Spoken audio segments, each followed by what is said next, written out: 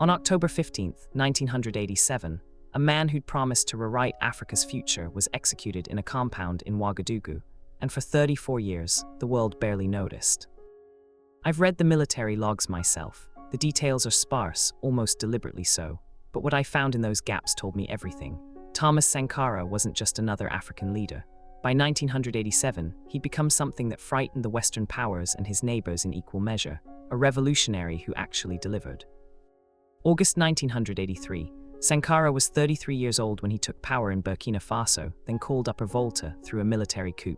But this wasn't the usual strongman seizure. Sankara had a manifesto: land reform, women's rights. He renamed the country itself. He meant it.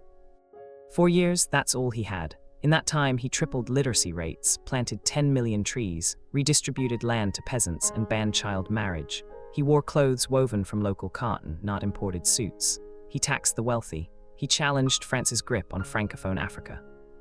But here's what he didn't know yet, what nobody in his inner circle fully understood. His closest ally, Henry Lamizana, was already talking to someone else. Someone in the shadows. Someone with money and patience and a very clear interest in making sure Sankara's experiment ended.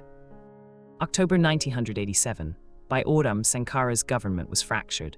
His military inner circle had begun to splinter. Some wanted him to go further. Others wanted him removed. France watched. Ivory Coast watched. The Cold War was ending, but proxy wars in Africa were just getting started. October 15th. Morning. Sankara went to a routine military council meeting at the Conseil de l'Entente, a compound in the capital. He had no security detail. He trusted the men in that room. I've seen photographs of him that morning. He looked tired but purposeful. He had no idea what the next 4 hours would bring. Blaise Compaoré was Sankara's best friend. They'd fought together. They'd planned the revolution together. Compaoré was in that room, and around 4 p.m. as the meeting began, soldiers loyal to Compaoré sealed the exits. Sankara was trapped.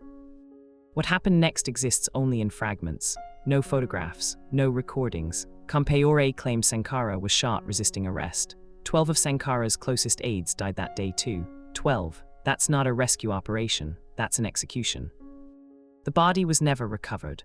Compaoré said Sankara was buried in an unmarked grave. For 34 years, no one could prove otherwise. I've interviewed 3 journalists who tried to investigate in the 1990s. All 3 said the same thing. The trail went cold immediately. Very cold. Here's what the official story doesn't explain. Why would Compaoré need to kill Sankara if he was just seizing power? A coup usually means exile, not execution. Executions mean you're afraid of what that person represents, afraid they'll come back, afraid the people will remember.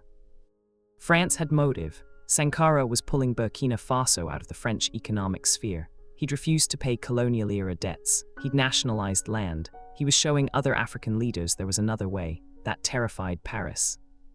Ivory Coast had motive too. Sankara's ideology was contagious. His neighbor, Félix Houphouët-Boigny, ran a more traditional regime.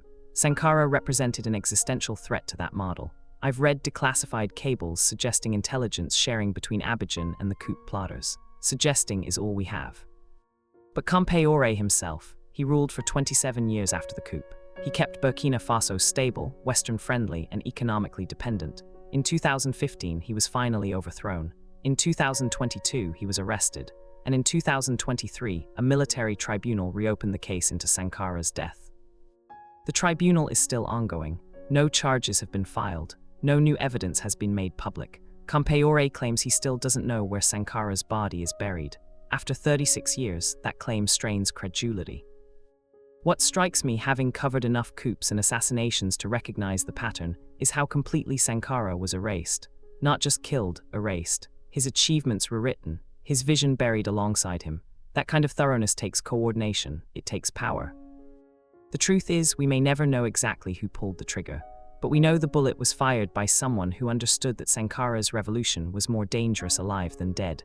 Dead, he could be forgotten, and for decades he was. Africa forgot, the West forgot. But memory has a way of resurfacing.